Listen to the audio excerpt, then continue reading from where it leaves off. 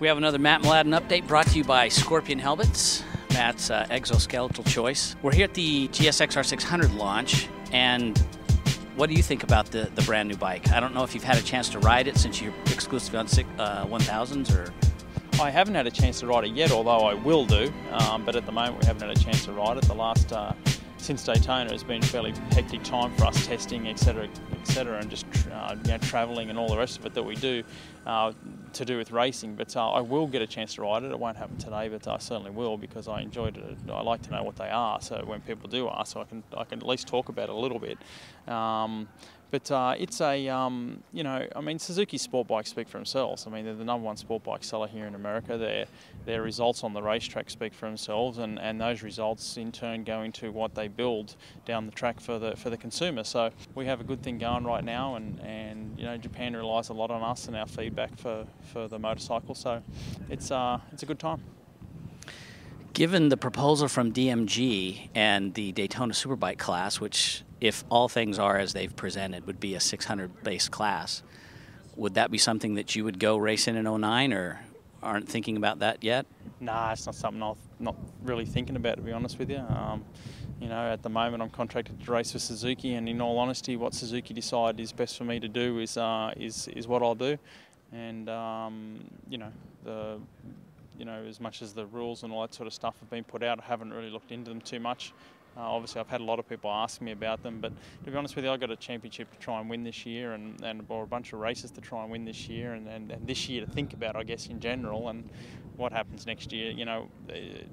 Really, I'm not that concerned about it at the moment. We've attended a few tests, and so had an opportunity to see you up close in that testing environment, and it seems like when you go out for a hard warm-up lap, you run 3 really hard laps, do a cool-down lap, and go in. Unless something like, you seem to see something immediately wrong with the bike, like it steps out really hard or something, then you'll go right back in. Is that pretty much the routine that you do when you test a part or whatever? Yeah, honestly, if we make changes, I can typically, within 1 or 2 flying laps, know if I've gone in the right direction. It's important at testing, when you test, to make sure that you test on the pace. If you're not testing on the pace that you're going to race at, then how do you know how it's going to be in the race? So, from the time I turn up to the racetrack to test, within a few laps I'm up to speed, because I don't see the point in taking half a day or a day just to roll around and get up to speed. It's just, to me, that's a waste of a day's testing. And in all honesty, typically, unless Dunlop have a massive lineup of tyres, so tyre testing aside, just with Suzuki testing and our parts and the things we have to do within the team, I can get all the testing I need done in less than a day, to be honest with you, because if you're doing 100 laps a day in testing, then you're not riding hard enough, because physically it's an impossibility to do that many laps at this type of pace that you need to be riding at to win these races. So typically I like to try and get things done as quick as possible, because while you're fresh and on the pace and within a couple of tenths per lap consistently, it's when the best testing gets done. So I've been to tests and I've seen guys 3 seconds off the pace on the first day, and I wondered what they did. And they're complaining about the bike, they're complaining about it's not good enough and this and that. But I've been to tests where 600 Supersport bikes are going quicker than some super bikes on the first day of testing. We don't test like that, and the results in racing now show, and have done for many years, that we're there to take it serious, and we test serious, and we test our stuff. We don't mess around, and we go home. That's it. So.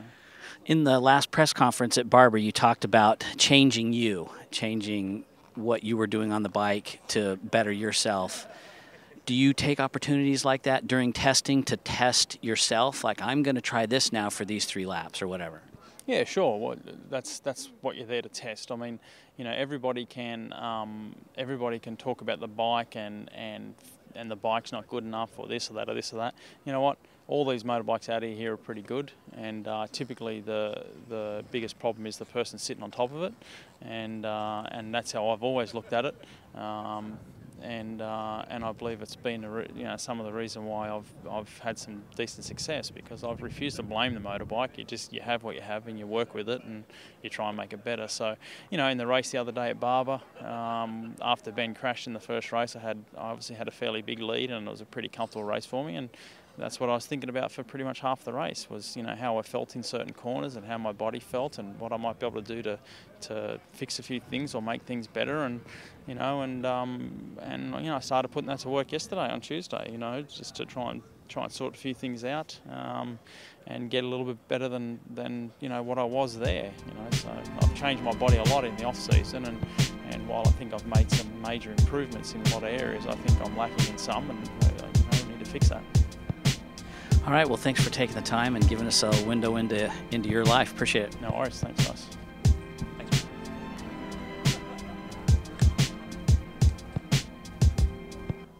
Success achieved.